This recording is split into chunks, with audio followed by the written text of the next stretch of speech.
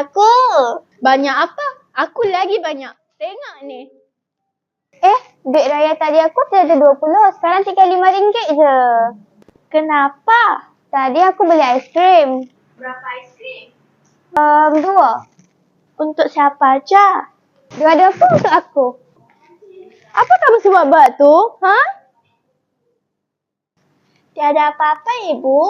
Kami lagi kira matematik. Matematik? Apa sampai duit bertabung macam ni? Tak ada apa-apa lah ibu. Kami tengah kira duit raya ni. Oh, duit raya. Bagus. Jadi berapa kamu simpan?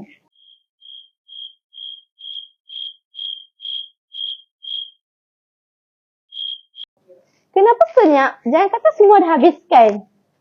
Saya simpan. Simpan kat mana? Simpan dalam pot. Tu kan jangan goreng. Nyam-nyam. Boleh kita makan ke? Aulia. Jadi kena buat macam mana ibu?